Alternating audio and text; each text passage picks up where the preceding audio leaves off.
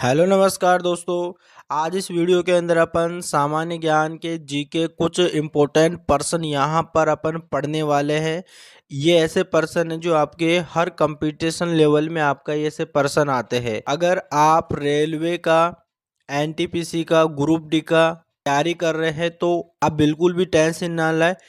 इसी प्रकार के पर्सन आपके जो है पर्सन आएंगे जीके में। यहाँ पर अपन एक एक पर्सन को अच्छी तरीके से सीखेंगे। छोटा सा वीडियो है, आप इस वीडियो को पूरा देखना है। साथ साथ दोस्तों यहाँ पर आपकी नॉलेज भी बढ़ेगी। तो पता ही होगा दोस्तों, यहाँ पर जो सामान्य ज्ञान यानी जीके आपके हर एग्जाम में आती है। चाहे से आप कोई सा भी एग्जाम देख लीजिएगा, आपके हर एग्जाम में आती है। तो चलिएगा अपन आज की वीडियो को यहाँ पर स्टार्ट करते हैं और हमारे चलते हैं हमारे पहले पर्सन पे। अब दोस्तों यहाँ पर आपका जो पहला पर्सन है, अब यहाँ पर जल्दी से आप इसका आंसर बता दीजिएगा कि इसका आंसर क्या होगा। यहाँ पे पहला पर्सन यहाँ पर दे रखा है, स्वतंत्र भारत की प्रथम गवर्नर जनरल कौन था। स्वतंत्र भारत की, ठीक है, प्रथम गवर्नर जनरल कौन था, आपको ये बताना है। ठीक है, जल्दी से आपको बताना है। तो इसका आंसर हो जाएगा बी ऑप्शन। ठीक है, क्या हो जाएगा, बी ऑप्शन हो जाएगा दोस्तों, यानी कि लॉर्ड माउंटबेटन। ठीक है, यानी बाहर जो स्वतंत्र भारत था, है ना, उस समय जो है गवर्नर जनरल था लॉर्ड माउंटबेटन। तो इस पहले पर्सन का सही आंसर हो जाएगा ऑप्शन नंबर बी। ठीक है, चलेगा। अब चलते यहाँ पर हमारे दूसरे पर्सन पे, और दूसरा पर्सन बहुत ज़्यादा इम्पोर्टेंट है। ऐसे पर्सन आपके कंपटीशन लेवल में पूछा जाता है। तो यहाँ पे दूसरा पर्सन है, भारत में सबसे ज़्यादा किस फसल की खेती की जाती है। तो ऑप्शन दे रखा है गेहूँ, गन्ना, मक्का, चावल। तो आपको बताना है कौन सा ऑप्शन करेक्ट होगा। दूसरे ऑप्शन, तो भारत में जो सबसे ज़्यादा जो खेती की जाती है वो की जाती है चावल की, है ना। चावल सबसे ज़्यादा भारत के अंदर बोया जाता है। ठीक है, तो ऑप्शन नंबर डी यहाँ पर आपका करेक्ट हो जाएगा। ऑप्शन नंबर डी आपका करेक्ट आंसर हो जाएगा। ठीक है दोस्तों, अगर आपने चैनल को सब्सक्राइब नहीं किया है तो चैनल को सब्सक्राइब भी कर लेना, ताकि इसी प्रकार की वीडियो आपको पास में आती रहे, उस वीडियो का नोटिफिकेशन आपके पास तुरंत चला जाए। ठीक है, चलेगा। अपन चलते हैं हमारे तीसरे पर्सन पे। तीसरा पर्सन है दोस्तों, यहाँ पे ये भी काफ़ी ज़्यादा इम्पोर्टेंट है। तीसरा पर्सन है, भारत की प्रथम आईपीएस कौन थी। भारत की प्रथम आईपीएस कौन थी। ठीक है, आपको बहुत सारे स्टूडेंट आईपीएस आईएएस की तैयारी कर रहे होंगे, है ना। तो आईपीएस आईएएस क्या होता है अब आपको पता होंगे। तो यहाँ पे आपको बताना है कि जो भारत के अंदर पहली बार आईपीएस कौन बना था। ठीक है, यानी कौन बनी थी, आपको ये बताना है। तो इसका ऑप्शन हो जाएगा बी, यानी कि किरण बेदी। ठीक है, ऑप्शन नंबर बी हो जाएगा। किरण बेदी पर एक फिल्म भी बन रखी है। ठीक है, किरण बेदी के नाम से ही है ना। काफ़ी ज़्यादा खतरनाक थी भाई। ठीक है, तो यहाँ पर भारत की प्रथम आईपीएस कौन थी, किरण बेदी। तो इसको याद रखना है। ठीक है, काफ़ी ज़्यादा इम्पोर्टेंट है, पूछ लेता है। चलिएगा, हम चलते हैं हमारे चौथे पर्सन पे।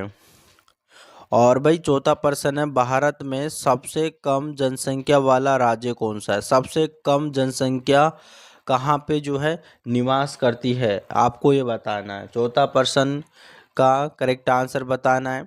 ऑप्शन में दे रखा है गोवा, सिक्किम, मिजोरम, चंडीगढ़। ठीक है, तो यहाँ पर आपको बताना है कि कौन सा ऑप्शन सही होगा। तो यहाँ पर होगा ऑप्शन नंबर बी। ठीक है, ऑप्शन नंबर बी यहाँ पर करेक्ट होगा, यानी सिक्किम में कम जनसंख्या यहाँ पर जो है निवास करती है। यह भारत का राज्य है जिसके अंदर जनसंख्या सबसे कम है ना, और राज्य से कम निवास करती है। ठीक है, चलिएगा। अब चलते हैं हमारे पांचवें पर्सन पे। अब ये पांचवा पर्सन तो आप सभी को आता होगा, है ना।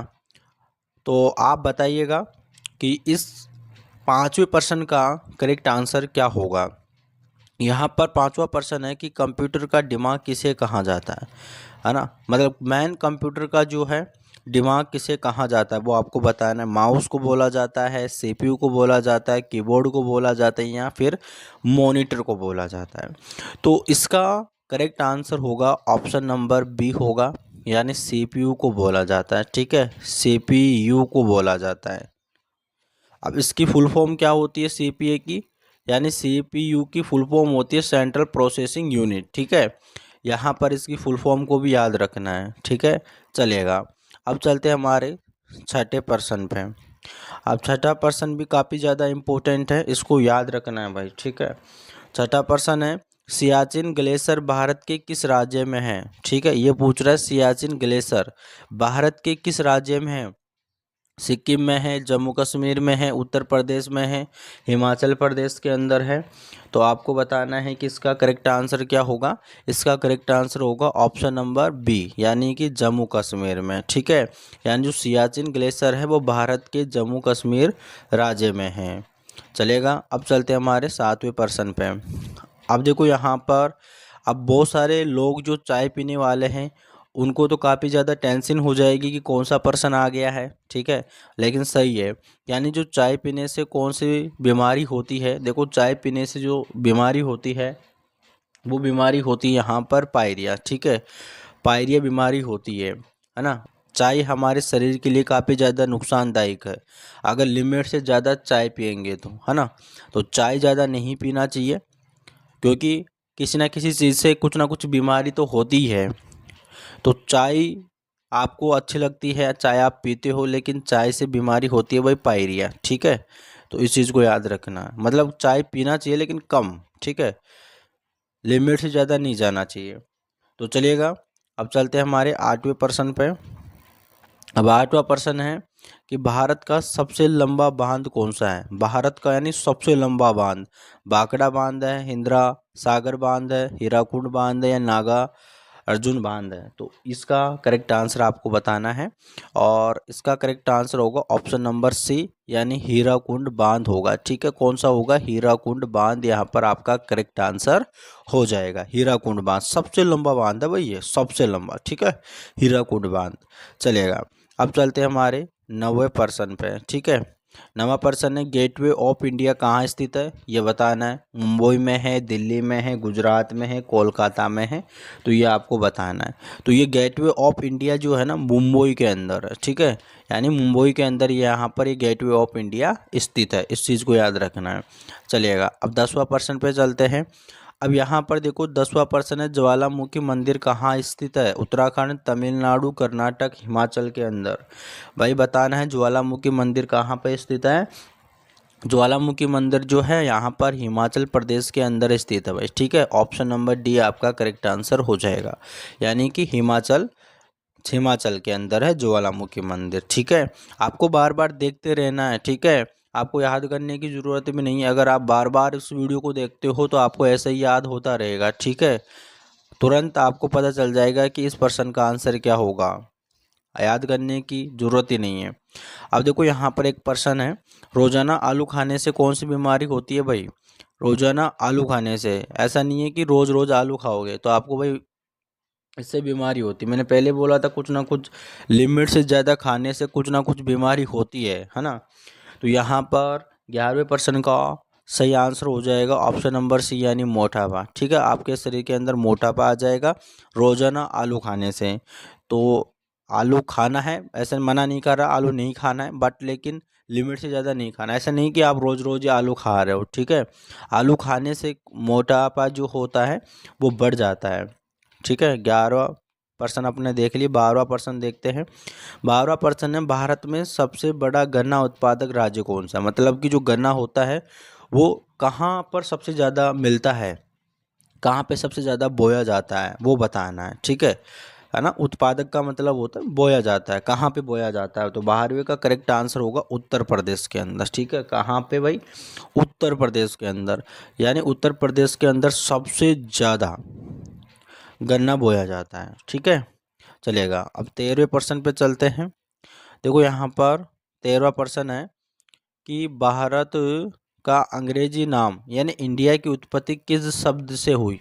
यानी अभी भारत को इंडिया बोला जाता है, तो ये इंडिया शब्द जो है वो किसकी उत्पत्ति से हुई है वो आपको बताना है। हिंदुस्तान से हुई है, या भारत चक्रवर्ती से हुई है, या सिंधु शब्द से हुई है, या इनमें से कोई नहीं है ना।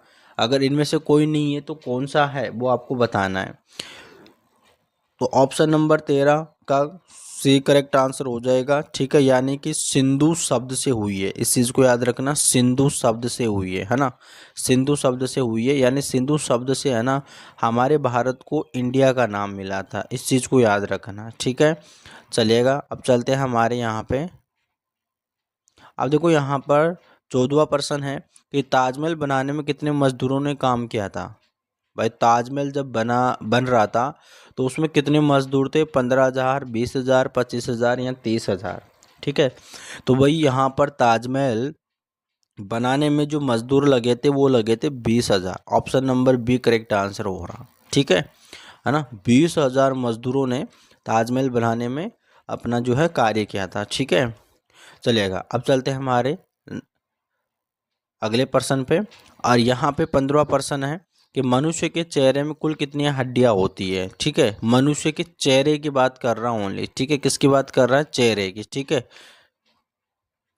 तो यहाँ पे चेहरे के अंदर जो है यहाँ पर कितनी हड्डियाँ होती है भाई आपको बताना है। यहाँ पर 14 हड्डी होती है, ठीक है। कितनी होती है, 14 हड्डियाँ होती है। ओनली चेहरे की बात कर रहा है।